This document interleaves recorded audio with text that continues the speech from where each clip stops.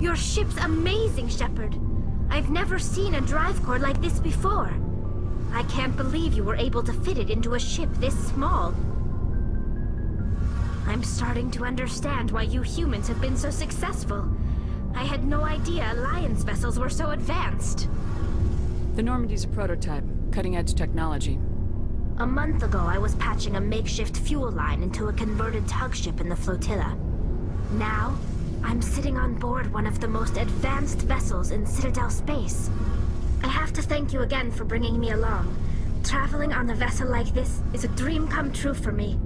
I had no idea you found ship technology so interesting. It comes with being a Quarian. The migrant fleet is the key to the survival of my people. Ships are our most valuable resource. But we don't have anything like this. We make do with cast-offs and second-hand equipment.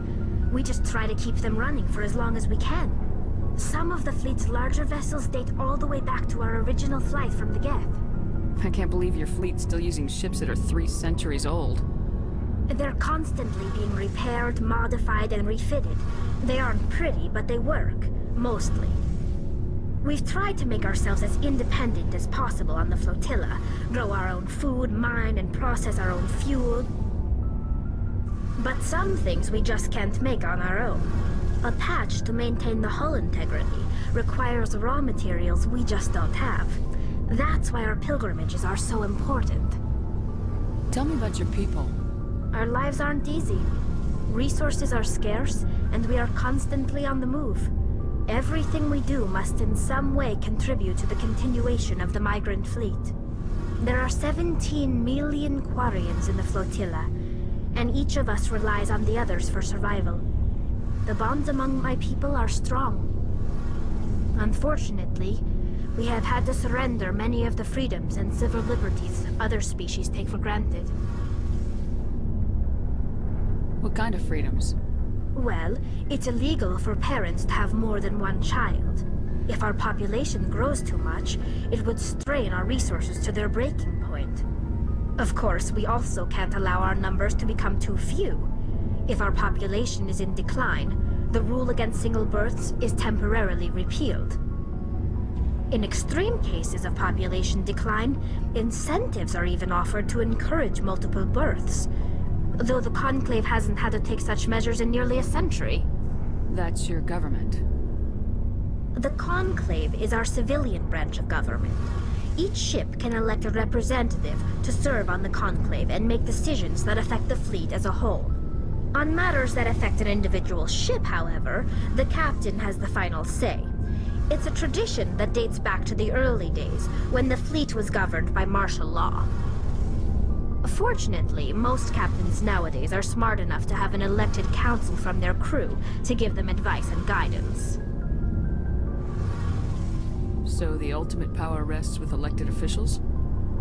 In practice, the Conclave and the respective council for each ship tend to set the rules that govern our daily lives.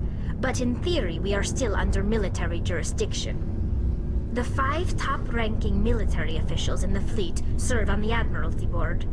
These 5 have the power to overrule any decision by the Conclave in case of emergency. To do so requires unanimous agreement among the Admiralty, and they can only do this once. After that, the entire board must resign their posts. It's a safeguard that served us well. In nearly 3 centuries, the Admiralty Board has only overruled the Conclave 4 times. I want to know more about the pilgrimage. When my people reach maturity, we leave our birth ships and seek acceptance with a new crew. It's necessary to maintain genetic diversity among the fleet. But no ship wants to accept someone who will be a burden on them. So, to prove our worth, we embark on a pilgrimage. We set out alone, leaving the flotilla and our families behind us. We only return once we have found something of value we can bring back to the fleet. This is presented as a gift to the captain of the respective ship we wish to join. If the gift is accepted, we are welcomed into the crew. Can a captain choose to reject the gift? That doesn't happen often. Most captains are eager to increase the size of their crew. It increases their own standing in our society. Even when a gift is not particularly valuable, the captain usually accepts it out of a sense of tradition. However, there is a stigma to presenting a substandard gift. It's not the best way to make a good impression on a new community. Most pilgrims don't return until they find something worthwhile.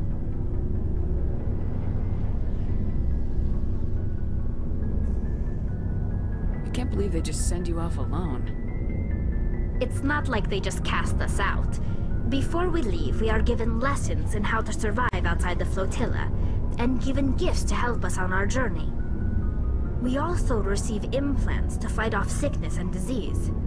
Generations of living in an isolated and highly controlled environment have left our immune systems weaker than most. By the time we leave the fleet, we are well equipped for the pilgrimage. This is a rite of passage for all Quarians. If it were dangerous, our numbers would suffer. Virtually every pilgrimage ends with a triumphant return and the ritual presentation of the gift to one of the fleet's captains. I want to talk about something else. Like what? I want to know more about the Geth. I doubt I can tell you anything you don't already know. It's been almost 3 centuries since they drove my people into exile. All I know is the story of their origins, what they were when we created them, and how they turned on us. Interesting. The Geth were originally created to serve as an automated manual labor force. Initially, their intelligence was as limited as any VI. Over time, we made small modifications to their programming to allow them to perform more varied and complex tasks, bringing them closer and closer to true AI status.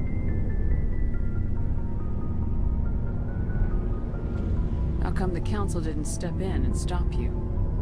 This wasn't true AI research. We may have been skirting the bounds of the law, but we never did anything that was actually illegal. The changes were so insignificant, so gradual, that we were able to control them. Or so we thought. But one thing we underestimated was the power of the neural network. A million Geth thinking simultaneously created an inherently unstable matrix. So the Geth share brainpower?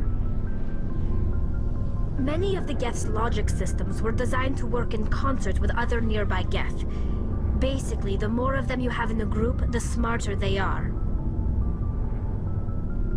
So there's some sort of group consciousness?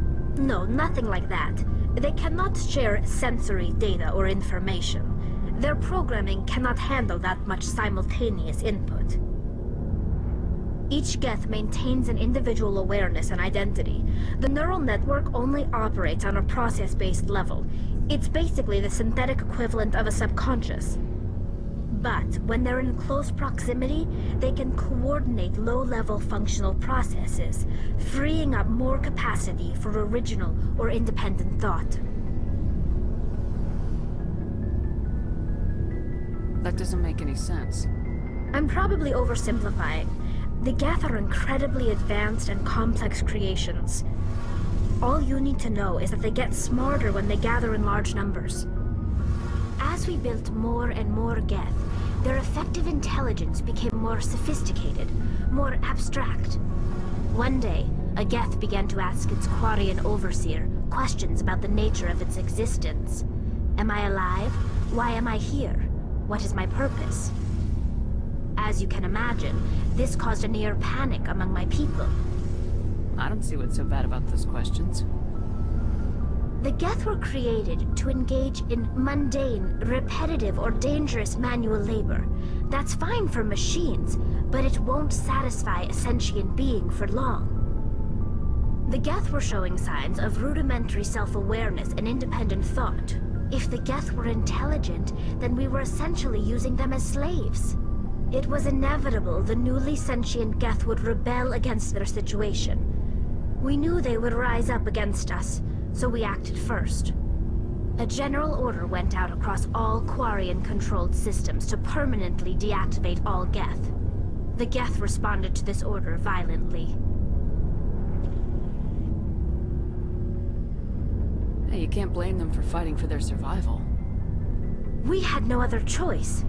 The Geth were already on the verge of revolution. By acting quickly, we had a chance to end the war before it began. The hope was that most of the Geth would still be little more than machines, incapable of organized resistance. But they had progressed much further than anyone anticipated. The war was long and bloody. Millions upon millions of Quarians died at their hands. In the end, we were forced to flee our own homeworld. We feared the Geth would pursue us, but they never came beyond the Veil. Now we drift through space, exile searching for a way to reclaim what was once ours. It's hard to feel sorry for you. Your ancestors tried to wipe out another species. We made a mistake when we created the Geth in the first place, but we did not make a mistake when we went to war against them. If we had not acted, they would have wiped us out. They're a synthetic life form. They have no use for organics.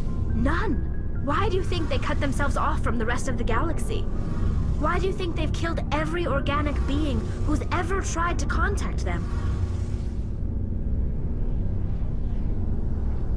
I didn't mean to offend you. I'm sorry. I didn't mean to get so worked up. Most Quarians tend to have pretty strong opinions about the Geth. I should go. See you later.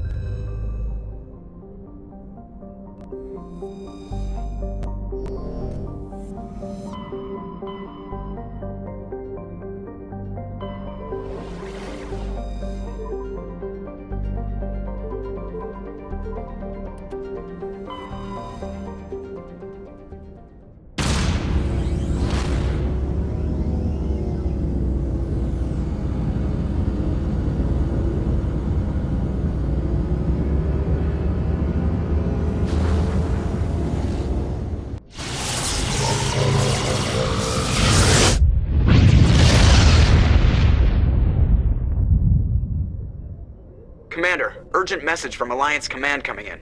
I'll patch it through. Shepard, this is Admiral Hackett from Alliance Command. We've got a situation here, and you're the only one that can handle it. What do you need, Admiral?